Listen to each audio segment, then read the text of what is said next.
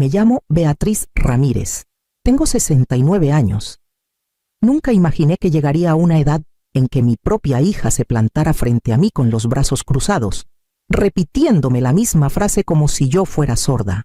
«Tienes que pedirle perdón a doña Rebeca», dijo Daniela, con esa voz tensa que pone cuando ya se convenció de que tiene la razón absoluta. «Si no eres capaz, agarra tus cosas y te vas hasta que aprendas a ser respetuosa». Respetuosa. Esa palabra se quedó flotando entre nosotras, como algo que se pudre. Llevaba apenas unas semanas viviendo con Daniela y su marido mientras se me soldaba la cadera. El doctor dijo que la recuperación iba para largo y Daniela insistió en tenerme cerca para cuidarme. Casi le creí. Quería creerle. Pero con los días quedó clarísimo que yo era una visita en una casa donde doña Rebeca, la suegra de Daniela, se había apoderado de cada rincón sin hacer ruido. Rebeca corregía todo lo que hacía, cómo doblaba las toallas, cómo sazonaba el pollo, cómo dejaba el bastón recargado en el sillón en lugar de la pared. Se metía en cada momento, echando condescendencia como quien se pone perfume barato y fuerte. Daniela se daba cuenta, pero no decía ni pío. Más bien se inclinaba hacia Rebeca con una devoción nerviosa, como quien le tiene miedo a decepcionar a alguien que, sin saber cómo, se volvió más importante que la madre que la parió y la crió. Esa noche todo explotó. Rebeca estaba sentada en la punta del sillón, con los labios fruncidos y las manos cruzadas en triángulo sobre la falda. Se veía satisfecha, como si al fin hubiera acomodado las piezas del rompecabezas justo donde quería. Daniela parada en medio de la sala, tratando de parecer firme. «Le debes una disculpa», insistió Daniela otra vez. ¿Por qué?, pregunté bajito. Rebeca se enderezó. «Por acusarme delante del niño, por querer quitarme mi lugar en esta familia. Yo había dicho una sola cosa tranquila, sencilla, sobre la seguridad de Gael, pero Rebeca la torció hasta volverla otra cosa. Daniela esperaba mi reacción. Lo veía en sus ojos.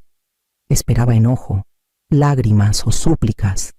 Esperaba a la Beatriz de siempre, la que pasó décadas limando asperezas para que ella tuviera una vida más fácil. En cambio, algo se acomodó dentro de mí. «Está bien», dije. Daniela parpadeó. Las cejas de Rebeca se alzaron, anticipando una rendición que no existía. No dije más. Me di la vuelta y caminé despacito hacia el pasillo, dejando que el peso de sus suposiciones se pegara al silencio que quedaba atrás. Daniela soltó una sonrisita. Pensó que había ganado. No tenía idea de lo que mi salida iba a desatar. Cuando cerré la puerta de la recámara, los últimos 30 años empezaron a subirme por la garganta. Sin permiso y sin freno, recuerdos que me llevarían de frente a la verdad que había estado esquivando demasiado tiempo. Me quedé parada en ese pasillo más de lo que pretendía, con la mano en la perilla, la respiración atorada entre la rabia y la incredulidad. Los pasos de Daniela se fueron alejando y, con ellos, se empezó a deshacer el hilo delgadísimo con el que había sostenido todo. Crié a Daniela sola durante los años en que el Hospital General de la Ciudad de México se expandía como loco, finales de los 80 y principios de los 90, cuando nunca había suficientes enfermeras y los turnos se estiraban hasta 14 horas. Yo agarraba los nocturnos porque el diferencial me alcanzaba para comprarle zapatos nuevos a la escuela. Los fines de semana entraba a extras para que no dejara las clases de baile. El cansancio se fue metiendo despacito, de esos que se te incrustan en los huesos sin que te des cuenta. Cuando cumplió 18, le entregué la carta de aceptación de la UNAM y le dije que iba sí o sí, aunque yo me muriera trabajando. Pagué cada colegiatura pedacito a pedacito, mes con mes. Todavía me acuerdo de quedarme dormida en la mesa de la cocina con el talonario de cuentas encima de la mejilla. Una vez Daniela me dijo: «Ma, hacías que todo pareciera fácil». Me reí en ese entonces. Ahora no me reía. Después de que se casó con Luis, les ayudé con el enganche de su primera casa en la Ciudad de México. Daniela lloró cuando le entregué el sobre. «No sé cómo pagarte», me dijo, Pero el agradecimiento se desvanece rápido cuando la comodidad reemplaza la lucha. Rebeca apareció poco después de la boda. Noté cómo rondaba, cómo sus opiniones se volvieron órdenes, cómo absorbió la autoridad en cuanto Daniela titubeó. Fue sutil al principio, correcciones disfrazadas de consejos, críticas envueltas en falsa preocupación. Daniela lo toleró, luego lo defendió. Con el tiempo, terminó creyendo que la versión de Rebeca era la única correcta y mi presencia se volvió un estorbo. Ahí, parada en el pasillo, entendí que el cambio había empezado mucho antes de esa noche, solo que yo no había querido verlo. La discusión a la que todos volvían había empezado 3 días antes, un jueves que pintaba para tranquilo. Rebeca insistió en cuidar a Gael mientras Daniela salía tarde del trabajo. Yo me quedé en la sala para darles espacio, escuchando sin meterme, cuando la voz de Gael se levantó desde la cocina, finita y temblorosa. Alcé la vista. Rebeca no estaba. Lo encontré subido en un banquito, estirándose por un vaso. Gael, mi amor, déjame ayudarte, le dije. ¿Dónde está la abuela Rebeca? Salió a hablar por teléfono, murmuró. Lo bajé con cuidado. Cuando se abrió la puerta corrediza, Rebeca se quedó helada al vernos. ¿Qué chingados estás haciendo?, exigió saber. Evitar que se cayera, contesté. Estaba solo. Sus ojos se achinaron. Entonces ahora soy una negligente. Yo no dije eso. Lo insinuaste, me soltó. Siempre lo haces. Más tarde, cuando Daniela llegó, Rebeca corrió hacia ella. Tu madre me acusó de abandonar al niño. Me humilló delante de él. Di un paso adelante. Eso no pasó. Daniela levantó la mano. ¿Por qué Rebeca se quedó atrás, callada y triunfante? Daniela ni siquiera me miró. Solo miró la versión que ya había decidido creer. Daniela se paró en la puerta de mi cuarto como quien anuncia un nuevo reglamento en vez de hablarle a su madre. Recoge tus cosas, dijo. Puedes regresar cuando le pidas perdón a Rebeca. Doblé una blusa y la puse con calma en la maleta que estaba encima de la cama. Entiendo. ¿Eso es todo?, sonó molesta, casi descolocada. Ni siquiera vas a intentar explicarte. Ya lo hice, contesté. Tú decidiste no escuchar. Desde el pasillo llegó la voz de Rebeca. Daniela. Mi amor, déjala que empaque. Ya tuvimos bastante drama esta semana. Daniela volteó un segundo hacia ella, dudando. Ma, tú te lo buscaste. No puedes hablarle así a la gente. Le dije a Gael que tuviera cuidado en el banquito, respondí. Eso fue todo. La mandíbula de Daniela se tensó. Rebeca dice que la humillaste. No contesté. No valía la pena correr detrás de su verdad. En cambio, mi mente se fue a otra plática, de hace 6 años, cuando Daniela y Luis andaban como locos con la locura de los precios de las casas en la Ciudad de México. Subían cada semana. Les habían negado 2 veces el crédito. Daniela lloró en mi mesa. Ma, ya no podemos seguir rentando. Gael necesita estabilidad. Encontramos una casa, pero el banco dice que necesitamos un cofirmante. Recuerdo que puse mis manos sobre las suyas. Entonces yo cofirmo. Ma, es demasiado. Nunca podríamos. Quiero que tengan un hogar. Déjame ayudar. Y lo hice. Cofirmé la hipoteca. Pagué los gastos de escrituración y cubrí los huecos cuando llegaron las cuentas de la guardería en la licencia de maternidad de Daniela. Cada mes era un malabarismo mi pensión más estirada para que su futuro fuera más ancho. Rebeca nunca supo. Daniela le dejó creer que ella y Luis habían construido todo solos. Estarás más cómoda en tu propio espacio, dijo Daniela ahora, cruzando los brazos como si fuera lo más normal del mundo. Solo hasta que pidas perdón.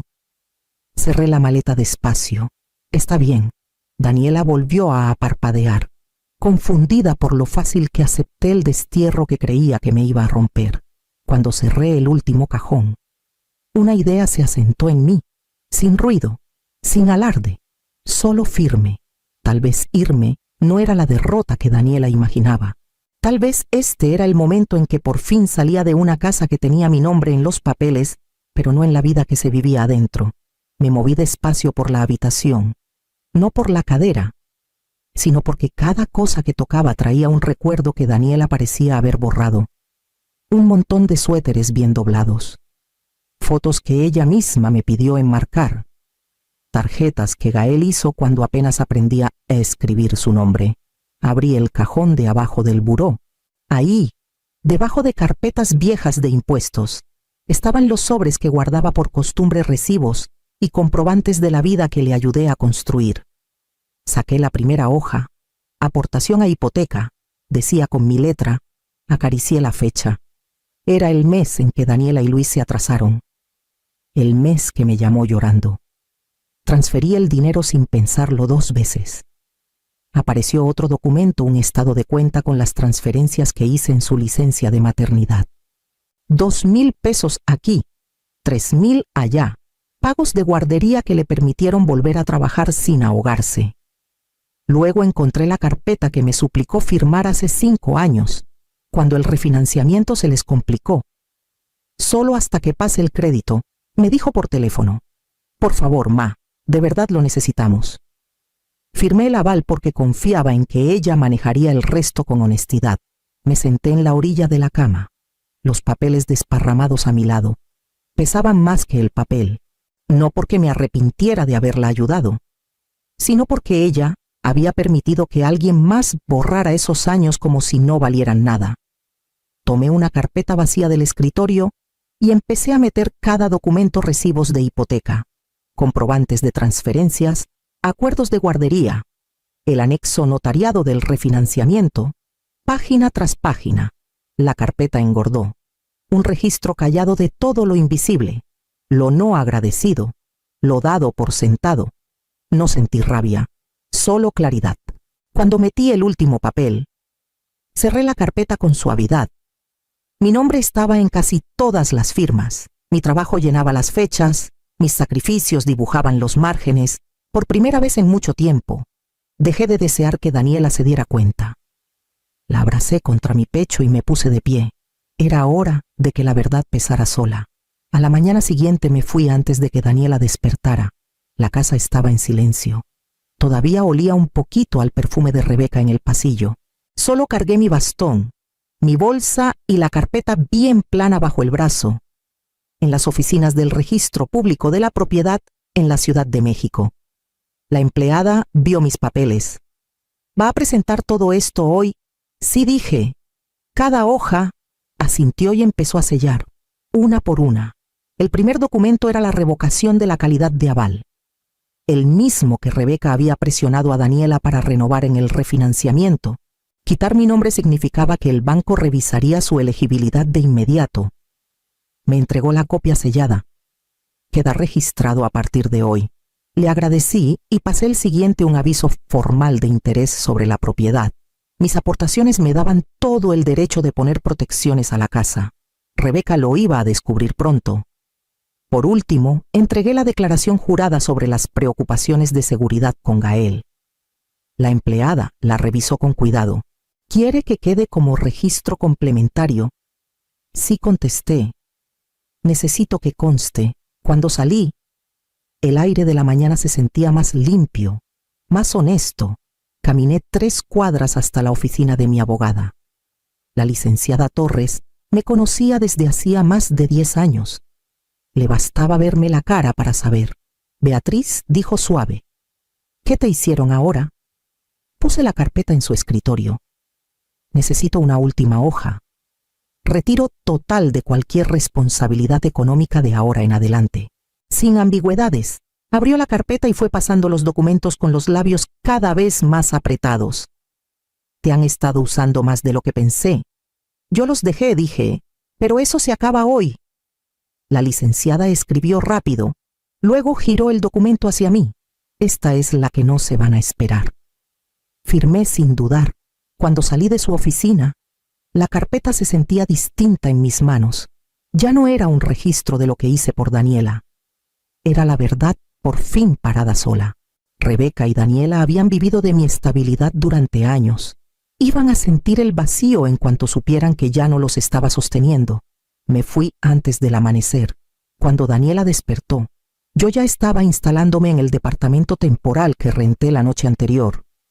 Me la imaginé caminando por la cocina con esa calma de quien cree que ganó la discusión. Después me enteré lo rápido que se les cayó la máscara. Daniela empujó la puerta de la recámara de huéspedes con un bufido ensayado. De verdad se largó, qué barbaridad. Pero la habitación estaba vacía, los cajones abiertos, sin nada dentro, la cama tendida. Mi bastón ya no estaba recargado en la pared. La maleta había desaparecido. Solo la carpeta quedó en medio de la cama, con el lomo mirando hacia la puerta. Daniela se acercó. La confusión en su cara se volvió inquietud. «¿Qué es esto?», murmuró. Luis apareció detrás, restregándose los ojos. «¿De qué hablas?», le pasó la carpeta. «Mi mamá dejó esto, la abrió». Su cara cambió en segundos. La voz se le bajó. «Daniela, son documentos legales». Rebeca llegó casi corriendo por el pasillo. Molesta. «¿Qué pasa ahora?». Ya dejó de hacer su drama. Llegó a la puerta lista para soltar otro comentario hiriente, pero se quedó helada cuando Luis levantó la revocación del aval.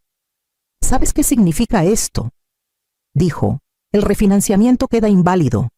El banco va a revisar todo». Rebeca le arrebató otra hoja, el aviso de interés sobre la propiedad. Se le fue el color de la cara. «No puede hacer esto. No tiene derecho». «Todo el derecho del mundo», dijo Luis, tenso. «Su nombre está en la mitad de estos papeles». La voz de Daniela tembló. «Presentó todo esto hoy antes de que alguien contestara». La puerta principal se abrió de golpe y entró el licenciado Mendoza, el abogado de la familia. Agitado. «¿Dónde está Beatriz?», preguntó. «Díganme que no presentó esto. Díganme que la detuvieron». Daniela se dejó caer en la orilla de la cama, mirando la carpeta como si hubiera aparecido de la nada. La sonrisita de anoche se le había borrado por completo, como si nunca hubiera existido. El poder, supongo, se esfuma rapidito cuando estaba construido sobre el silencio de alguien más. Para el mediodía ya había empezado el desastre. Luis llamó primero. Su voz cortante. «Beatriz, el banco acaba de avisar que suspendieron el refinanciamiento. Dicen que la revocación del aval activó una revisión automática». No contesté. Dejé que la llamada muriera. Minutos después llegó un mensaje de Daniela, sin aliento. «Ma, por favor, llámame». Subió la tasa de interés. «Dicen que podemos perder la aprobación». «¿Qué hiciste?». Llegaron más mensajes de voz, uno tras otro. Puse el celular boca abajo. Más tarde me enteré por una excompañera de la clínica comunitaria que el arreglo de cuidado de Gael con Rebeca había sido marcado para revisión. «Ya sabes cómo son estas cosas», me dijo con suavidad. «Con una declaración jurada basta para que entre protección a menores». Mientras tanto, la discusión entre Daniela y Luis se salió al pasillo. Luis gritaba: «Tu madre confirmó todo. Me dijiste que apenas había ayudado». La voz de Rebeca cortó. «Esto es venganza». «No», dijo Luis. «Esto es consecuencia». Las llamadas de Daniela seguían 10, 15, más de 20. Unas enojadas, otras desesperadas, otras suplicantes. No escuché ninguna. Apoyé las manos en la carpeta que tenía al lado, firme y tranquila, mientras sus voces seguían resonando en un teléfono que ya no sentía obligación de contestar. Mi departamento nuevo en Coyoacán era chiquito, pero era mío, sin voces altas, sin pasos esperando para juzgarme, sin tensión enroscada en cada esquina. La primera mañana me senté en la mesita de la cocina con un té y sentí algo que no sentía en años: mi propia respiración, tranquila y sin guardia. Empecé terapia en el agua para la cadera en el centro comunitario. La instructora, Marisol, me reconoció de mis tiempos de enfermera. «Todavía te mueves como quien se echó demasiados turnos dobles», me dijo bromeando. «Así es», contesté. «Estoy tratando de desaprenderlo». Sonrió. «Ya te toca bajar el ritmo». Por las tardes trabajaba unas horas en una clínica pequeña cerca del río. En la zona de Xochimilco, puro papeleo conocido, caras conocidas. El doctor Reyes, uno de los médicos con los que trabajé antes, se sorprendió de verme. «Beatriz, Creí que te habías jubilado de una vez. Yo también lo creía, dije. Resulta que necesitaba algo a qué regresar, asintió. Nos da gusto tenerte. Las noches las pasaba poniéndome al día con amigas del hospital. Hablábamos de todo menos de Daniela. No porque ellas evitaran el tema, sino porque yo ya no lo sacaba. Mi vida ya no giraba alrededor de sus decisiones. Cada día fue agarrando su ritmo callado, firme, sin prisas. Una vida construida no por obligación, sino porque me había sobrevivido lo suficiente como para merecerla. El celular seguía encendiéndose con el nombre de Daniela más veces de las que quería contar, pero dejaba que cada llamada se fuera al buzón. Yo ya había salido de la tormenta que ella misma armó. No pensaba volver a meterme. Daniela apareció en la puerta de mi departamento ya cayendo la tarde. Se veía más pequeña de lo que recordaba. Los hombros encogidos, las manos retorciéndose como si se aferrara a los últimos pedazos de su seguridad. Ma dijo con voz delgada: ¿Podemos hablar? Me hice a un lado. Entró despacio, como si temiera que el piso se hundiera. Sé lo que hizo Rebeca, dijo Daniela. Sé que torció todo, pero yo la dejé. Quería su aprobación y... La voz se le quebró. Te traté como si estorbaras. Dejé que el silencio se alargara, no para castigarla, sino porque apurar no iba a cambiar lo hecho. No vengo a pedirte que regreses a vivir con nosotros, siguió. No vengo por dinero. Solo quiero arreglar lo que rompí. Me senté frente a ella. No habrá más casa compartida, dije. No más lazos económicos. Y si seguimos en la vida del otro, el respeto no se negocia. Daniela asintió rápido, las lágrimas cayéndole. Entiendo, de verdad. Por ahora, dije bajito. Vamos paso a pasito. Se inclinó hacia adelante. No por un abrazo, sino por un reconocimiento. Se lo di, cuando la puerta se cerró detrás de ella. Solté un suspiro que había estado cargando demasiado tiempo. La disculpa que necesitaba nunca había sido de ella. Era la que por fin me di a mí misma. Si llevas siguiendo esta historia, dale like o deja un comentario diciendo desde dónde nos lees. Ayuda más de lo que crees.